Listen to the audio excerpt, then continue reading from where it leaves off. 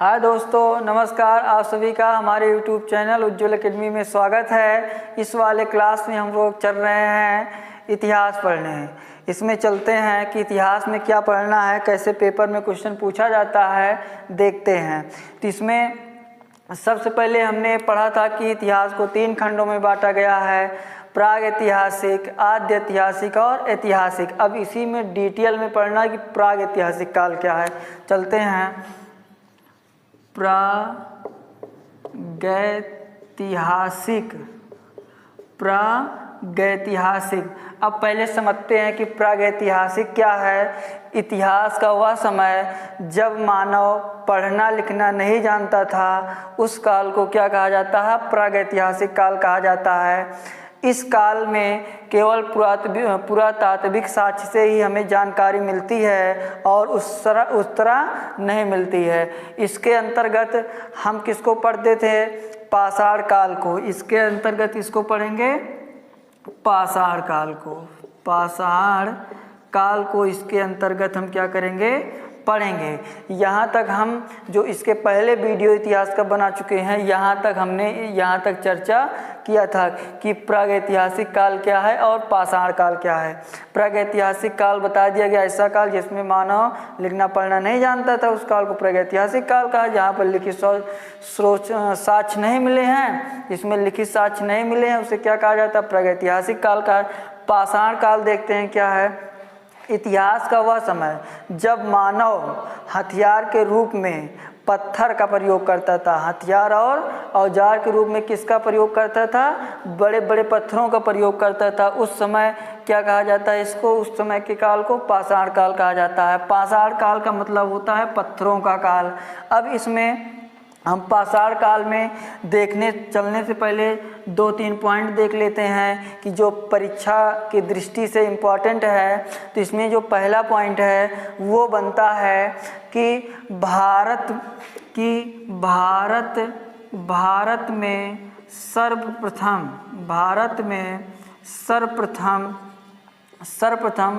पूरा पाषाण कालीन की खोज किसने किया? भारत में सर्वप्रथम पूरा पाषाण कालीन की खोज किसने किया?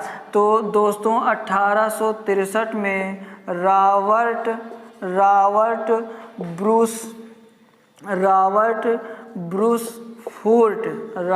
ब्रूस फूट नामक वैज्ञानिक ने 1863 में भारत में सर्वप्रथम पाषाण कालीन की खोज किया था। तो यहाँ से पेपर में एक क्वेश्चन ये पूछा जाता है, भारत में सर्वप्रथम पाषाण काल की खोज किसने किया था? 1863 में रॉबर्ट ब्रूस फूट में। ये एक पॉइंट ये हो गया। दूसरा पॉइंट कि भारतीय पुरातत्व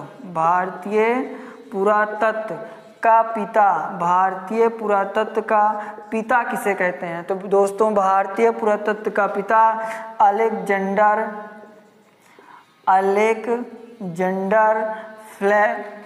अलेक्जेंडर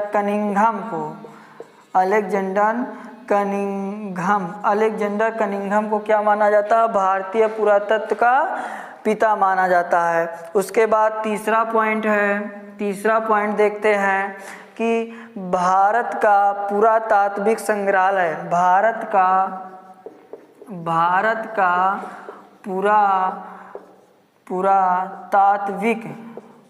का पुरातात्विक संग्रहालय कौन सा है? इंदिरा गांधी मानव संग्रहालय है दोस्तों। इंदिरा गांधी मानव संग्रहालय है जो सांस्कृतिक मंत्रालय के अधीन है। ये यहाँ से 3 क्वेश्चन पूछा जाता है कि भारत में सर्वप्रथम पाषाण काल की खोज किसने किया? 1863 ईस्वी में रॉबर्ट ब्रूस फूट ने किया। उसके बाद दूसरा क्वेश्चन पूछा जाता है कि भारतीय पुरातत्व का पिता किसे कहा जाता है? अलेक्जेंडर कनिंघम को कहा जाता है। उसके बाद भारत का तीसरा क्वेश्चन है, भारत का पुरातात्विक संग्रहालय कहाँ पर है? तो इंदिरा गांधी मानव संग्रहालय को कहा जाए, जो सांस्कृतिक मंत्रालय के अधीन है। अब यहाँ तक ये परीक्षा में आए हुए क्वेश्चन हैं। उसके बाद आगे चलते हैं, देखते हैं कि पाषाण काल को कितने भागों में बांटा गया है। यहाँ से कौन कौन सा क्वेश्चन इम्पोर्टेंट है, कौन कौन सा क्वेश्चन हमें पढ़ना है, कौन कौन सा क्वेश्चन यहाँ छोड़ना है। तो देखते हैं दोस्तों, पाषाण काल को हम कितने भागों में बांटते हैं। पाषाण काल को हम 4 भागों में बांटते हैं। पहला है पूरा पाषाण काल, उसके बाद दूसरा है मध्य पाषाण काल, उसके बाद तीसरा है नवपाषाण काल, चौथा है ताम्र पाषाण काल। ये पाषाण काल को कितने में भागों में बांटा गया है? 4 भागों में, पूरा पाषाण काल, मध्य पाषाण काल और नवपाषाण काल और ताम्र पाषाण काल। इसमें दोस्तों देखते हैं कि इसका जो समय था वो कब से कब तक था। समय इसका पूरा पाषाण काल का जो समय था वो 20 लाख ईसा पूर्व से 12,000 ईसा पूर्व तक है। 12,000 ईसा पूर्व तक ऐसे इसका जो शासन समय है ये जो है वो है 12,000 ईसा पूर्व से 10,000 ईसा पूर्व तक। उसके बाद इसका जो समय है वो है 10,000 ईसा पूर्व से 6,000 ईसा पूर्व तक। तो दोस्तों ये इसका क्या है, पाषाण काल का, जो पूरा पाषाण काल का, मध्य पाषाण काल का, नव पाषाण काल का ये समय है। तो पूछा जाता है सर्वाधिक पाषाण काल में किस काल का समय था, तो पूरा पाषाण काल का ये सबसे प्रारंभिक काल था और सबसे बड़ा कार्यकाल था। इसमें मानव ने सबसे ज़्यादा इसमें निवास किया है, अत्यधिक समय तक इसमें निवास किया है, किसमें, पूरा पाषाण काल में। उसके बाद फिर हम लोग चलते हैं एक एक करके, इसमें पढ़ते हैं कि पूरा पाषाण काल क्या है, मध्य पाषाण काल क्या है, नव पाषाण काल क्या है, ताम्र पाषाण काल क्या है। इसमें ये इसका समय का विभाजन है।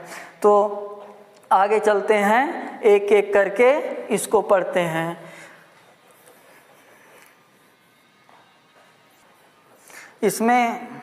इसमें देखते हैं दोस्तों कि पहला पूरा पाषाण काल क्या है।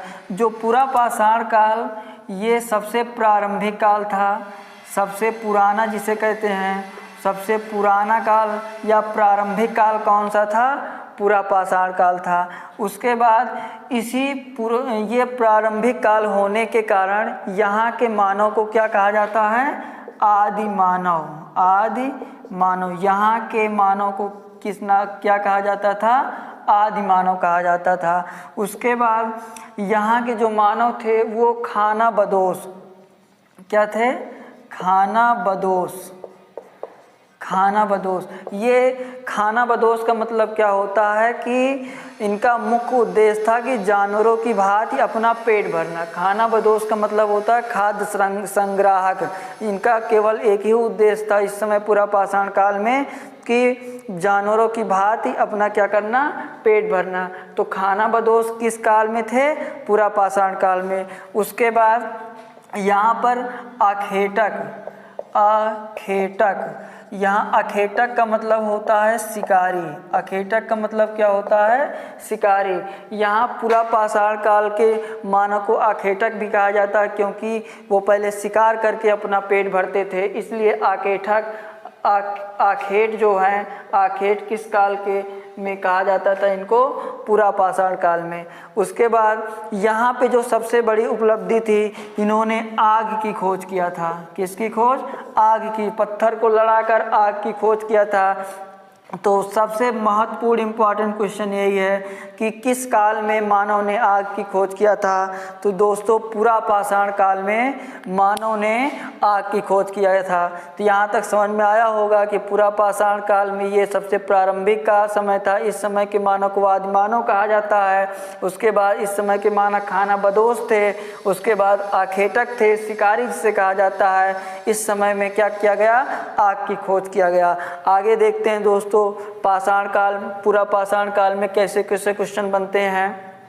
यहाँ पर आग की खोज किया गया। उसके बाद यहाँ के जो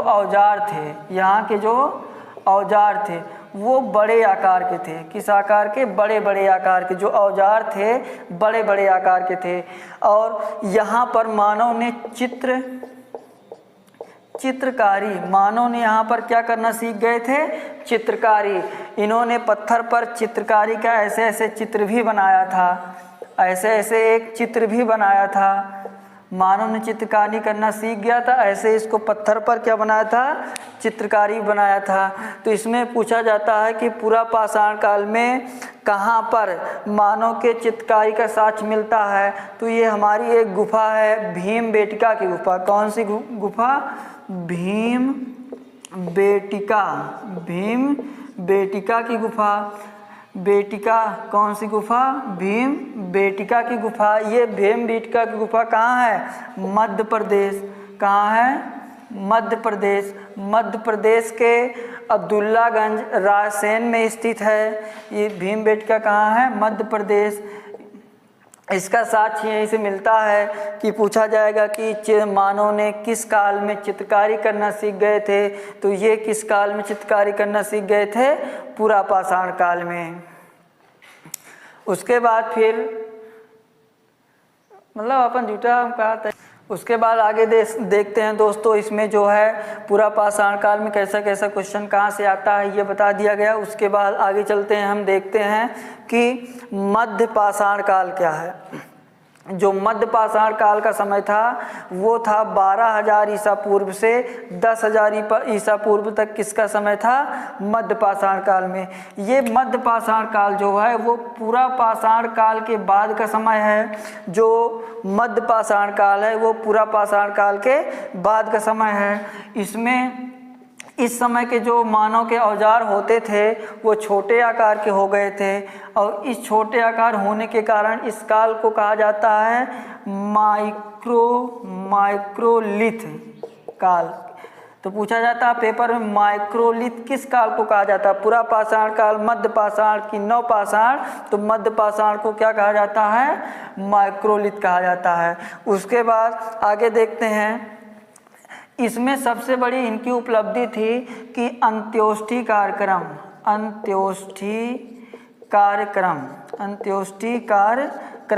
इस पाषाण काल में इन्होंने अंत्योष्ठि कार्यक्रम, अंतिम संस्कार करना सीख गए थे। इसमें क्या था? जैसे कोई पहले मृत्यु होती थी तो उसको बहा दिया जाता था, खा लिया जाता था पूरा पाषाण काल में। तो यहाँ मध्य पाषाण काल में थोड़ा बहुत जानकारी हुई उनको, तो उन्होंने जो जिनकी मृत्यु होती थी उनको क्या किया जाता था? अंतिम संस्कार, अंत्योष्ठि कार्यक्रम किया जाता था। संस्कार जो होते हैं दोस्तों 16 प्रकार के होते हैं। सबसे अंतिम संस्कार जो होता है वो दाह संस्कार होता है। मुंडन भी एक संस्कार है, शादी विवाह भी एक संस्कार है। ऐसे ही सबसे अंतिम संस्कार कौन सा है? दाह संस्कार है। तो यहाँ से पूछा जाए अंत्योष्ठि कार्यक्रम जो होता है किस काल में? तो अंत्योष्ठि कार्यक्रम किस काल में? पाषाण काल में शुरू हुआ था। उसके बाद यहाँ से एक क्वेश्चन और बनता है कि यहाँ अस्थिपंजर, यहाँ से अस्थिपंजर का साक्ष्य मिलता है। किस काल में? मध्य पाषाण। अस्थिपंजर जो है इसका साक्ष्य प्रतापगढ़ जो यूपी में है, प्रतापगढ़ के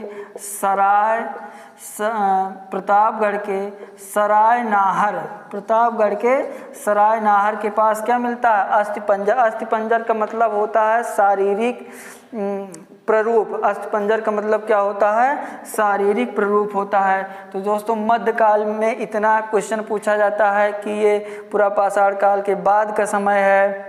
इस समय के औजार छोटे होते थे, इसलिए इसको माइक्रोलिथ काल कहा जाता था। और यहाँ के मानव ने अंत्योष्ठि कार्यक्रम शुरू कर दिया था। उनको जानकारी हो गई थी कि कोई जिसकी मृत्यु होती है उसको दफना दिया जाता था, उसके बाद अंतिम संस्कार कर दिया जाता था। ऐसे यहाँ पे क्या किया जाता है? इसी पाषाण काल में मिलता है कि अस्थिपंजर जो प्रतापगढ़ के यूपी में सराय नाहर से हमें इसका साक्ष्य मिलता है। उसके बाद आते हैं, देखते हैं इसके बाद दोस्तों चलते हैं, पढ़ते हैं पूरा पाषाण काल हो गया हमारा, मध्य पाषाण काल हो गया, उसके बाद चलते हैं नवपाषाण काल में। जो नवपाषाण काल में है, सबसे पहले मानव ने अस्थायी निवास बना लिया था। तो अस्थाई पूछा जाता पेपर में, अस्थाई निवास, अस्थाई निवास किस काल में मानव रहना सीख गए थे अस्थाई निवास में? वो थे नवपाषाण। जब अस्थाई निवास कर लिए तो उसके बाद इनको पाषाण काल में, नवपाषाण काल में, तो नवपाषाण काल में है, इसमें किसका कृषि का साक्ष्य मिलता है और किसमें पशुपालन का साक्ष्य मिलता है।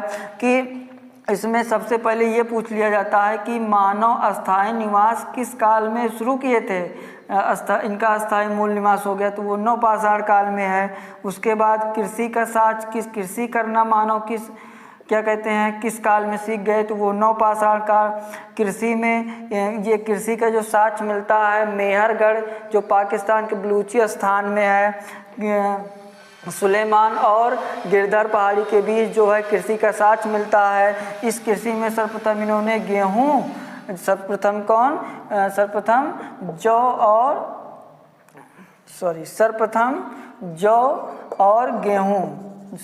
जौ और गेहूं का, तो कृषि में सर्वप्रथम किसका, जौ और गेहूं का इन्होंने खेती किया जाता था। सर्वप्रथम मानव किस खेती का किए थे, तो जौ की खेती, उसके बाद गेहूं की खेती। यहाँ से पशुपालन का भी साक्ष्य मिलता है। पशुपालन के साक्ष्य में इन्होंने जानवर कौन सा पाला था, कुत्ता पाला था।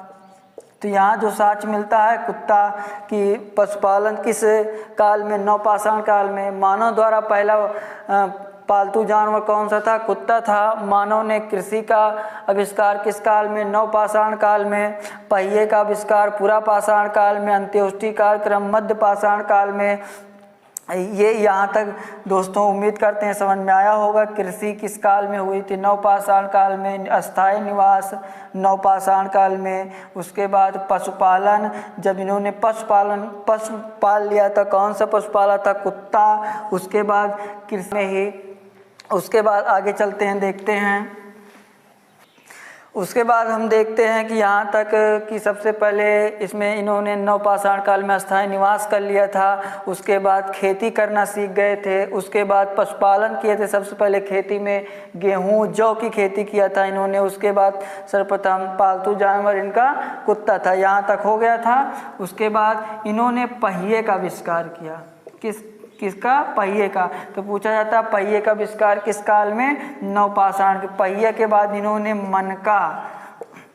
मनका की खोज किया था। मनका की किस काल में, मनका का मतलब होता है घड़ा।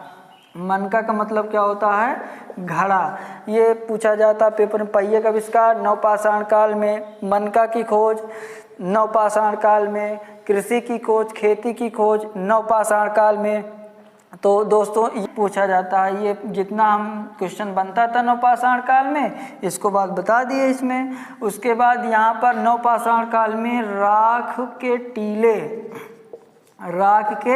टीले मिले हैं। अब यहाँ से राख के टीले मिले हैं तो पूछा जाता है राख के जो टीले हैं वो कहाँ से, कर्नाटक के मैसूर के पास है एक संगनकल्लू नामक स्थान। वहाँ से क्या, राख के टीले मिले हैं। तो यहाँ तक कहाँ से, इसमें नवपाषाण काल से क्वेश्चन पूछा जाता है। उसके बाद हम चलते हैं ताम्रपाषाण काल। ये सबसे बाद का था काल। इसे उत्तर पाषाण काल के नाम से जाना जाता था।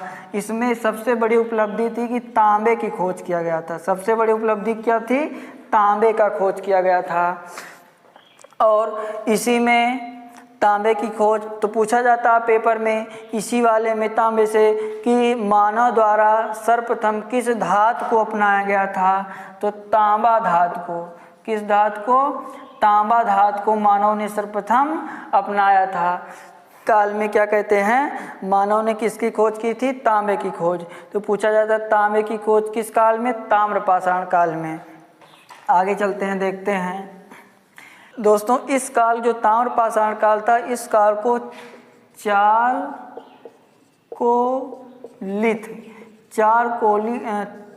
चालकोलिथ नाम से जाना जाता है। तो पूछा जाएगा पेपर में, चालकोलिथ किस नाम से किसको जानते हैं? ताम्रपाषाण काल को जानते हैं। अब मानव द्वारा सर्वप्रथम किस धातु को अपनाया गया था? तांबा, इसी ताम्रपाषाण काल से। उसके बाद यहाँ देखते हैं कि एक क्वेश्चन पूछा जाता है कि नौदा टोली ये जो है वो मध्य प्रदेश का शहर है, मध्य प्रदेश का शहर है, जिसकी खोज की गई थी इसी किसमें? ताम्रपाषाण काल में नौदा टोली की खोज की गई थी। कहाँ है? मध्य प्रदेश। इसके खोजकर्ता